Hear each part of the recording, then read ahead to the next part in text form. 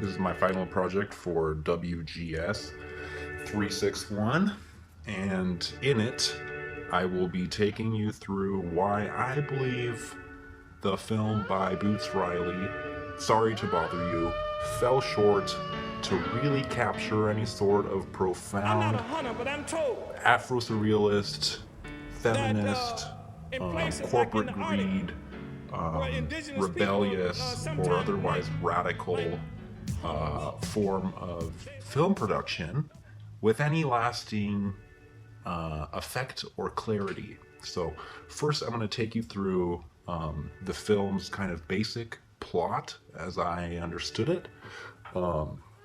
So the film, it takes place in kind of a alternate version reality of present day Oakland, California, and it tells the story of our protagonist. His name is Cassius Green. People call him Cash for short. And he lives with his girlfriend Detroit, who's an artist, in his uncle Sergio's garage. And they're struggling to pay rent. He gets a job as a telemarketer for this company called Regal View, and he's got some trouble talking to customers at first and making a living, and then his coworker, played by Danny Glover, teaches him that, you know what, you gotta use your white voice if you're gonna make it in this field, and then Cash starts using his white voice and excels at that. Let me give you a tip. You want to make some money here? Use your white voice. My white voice. I'm not talking about Will Smith's wife, like this young blood. Hey, Mr. Kramer, this is Langston from Regal View. As always, we'll be getting that out to you right away. You're doing so good with the voice thing. Holla, holla, holla, holla, holla. Meanwhile, a coworker, Squeeze, who's the Asian dude from The Walking Dead, he recruits Cash and Detroit and their friend Sal to participate in a protest and unionize. Apparently that's what this guy Squeeze does. He goes from place to place, and he's really good at martial arts and organizing unions. So Cash expects to get fired because of his participation, but instead the elites at Regal View promote him to a power caller position. And in this luxurious position in which Cash gets his own elevator to the offices, he's told to always use his white voice, and he also learns that they're selling unpaid human labor to the corporation Worry Free. At first, obviously, he's weirded out by the fact that he's kind of sold out everything that he may or may not stand for, but he gets a new apartment and a taste of the money and a fancy car, pays off his uncle's house, and quickly embraces his role as a power caller. He perfects his white voice in doing so, and gladly does Worry Free's slave labor bidding. They're not selling them, we selling. No, there's no amount of money that make me do that. Here's the starting salary. Well, man, I'm gonna have to get me some new suits. Whatever I wear, no, I'm here to be clear. It is morally emaciated. I can't ride with you. I'm doing something I'm really good at. Cash, I'm gonna make you a proposal. I can see that you want to say no, but I wouldn't do that before you see what I'm offering you. Cash, you are awesome. So at this point, Cash is killing the game and seemingly capable of putting money ahead of any sort of morality, or certainly his relationship with Detroit. And he gets invited to a party with the worry-free CEO, Steve Lift. So this is where shit gets kind of interesting. Steve asks Cash to perform, to use his black voice to rap, because all black people are capable of rapping, obviously. And then later offers him women, sex, and cocaine, naturally. Later, back in an office, he makes a proposal. He offers Cash $100 million to be the Equisapien slave worker force, false revolutionary, and act as a spy, essentially, for a workforce of half human, half horse, unpaid, worry-free laborers.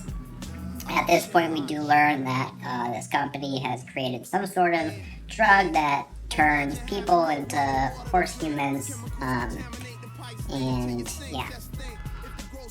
So he ends up saying no, and then the plot kind of takes another turn, and we enter into, kind of like the happy days, the reunification of the gang, and Cash apologizes to Detroit and to Squeeze, and fights the good fight against Regal View, even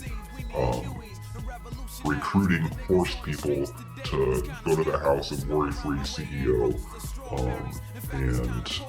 and then that's kind of like the end of the movie, and we see Detroit with Cash, and everything looks good, and then Cash turns into a horse human, and we're not sure if Worry-Free really was fazed by the fight, what changed, who won, where Cash stands, is he a horse, is he a human, we're not sure.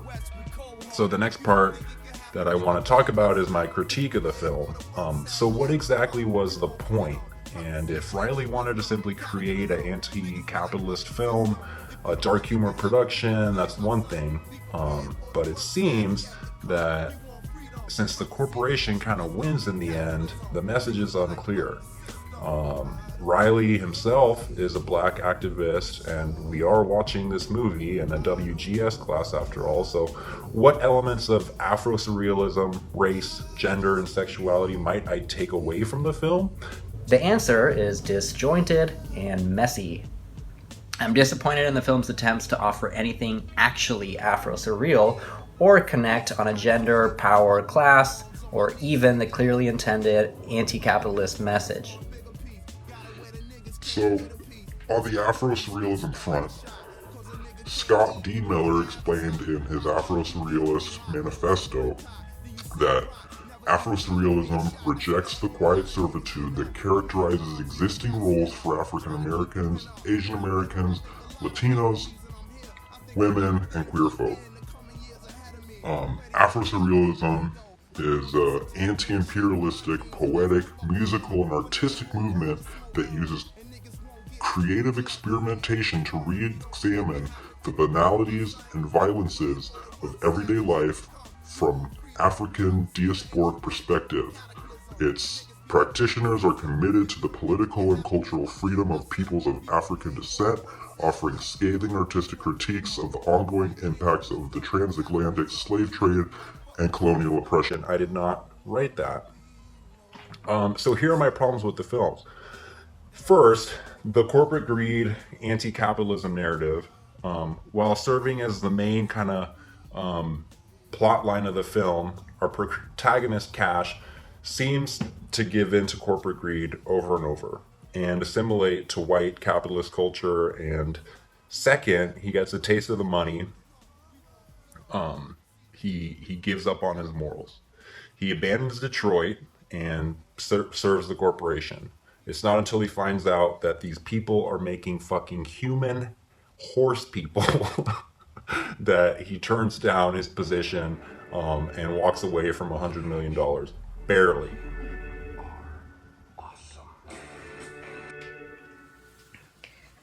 So then we move to the feminism narrative of the film, and I'll focus on Detroit as she molds much of the weight here.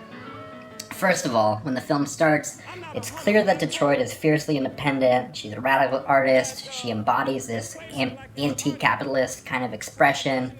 One of her t-shirts reads, "The future is female ejaculation," to which I agree. And so first of all, why is she hanging out with this unemployed, kind of lost Cash in the first place? That's not really made clear. Her story is not explained. And there's kind of a lack of development, and which combined with the fact that he betrays her and starts working for this corporation that stands for pretty much everything she stands against, I think really serves to disempower her, any sort of feminist narrative, or her role as kind of this powerful black woman in the film.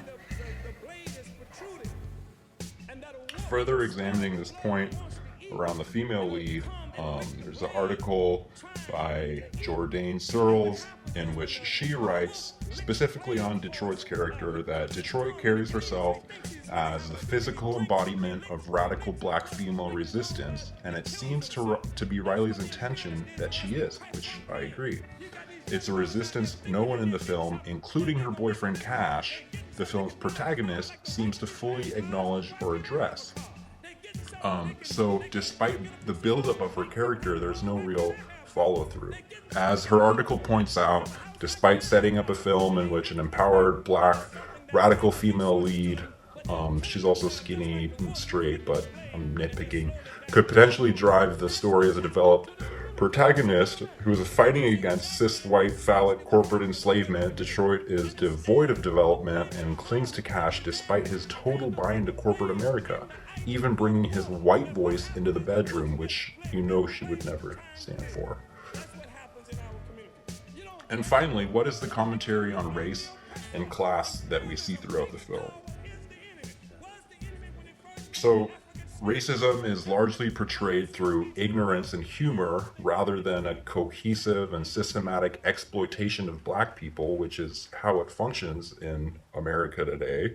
The most tragic of these failures is to capitalize on the impactful racial commentary that comes from the party scene where worry-free CEO Steve Lift, who could be seen to stand for capitalist, white, phallocentric male patriarchy and corporate greed, and Cash meet. Lift is exposed as yet another ignorant frat boy who has no real agenda besides profit. In reality, corporations systematically exploit class and race and have for centuries. Lift isn't someone to despise in the film because he is portrayed as too stupid to understand what the company is doing. I didn't despise Bush W, but I did at least have faces behind that puppet I could target my rage. But sorry to bother you, doesn't give us a Bush, Cheney, Rumsfeld. Race and inequality are overshadowed by a kind of endorsement that if I'm willing to sell my soul, I can transcend these things. This is my analysis on the shortcomings of Boots Riley. Sorry to bother you. Yeah. Imagine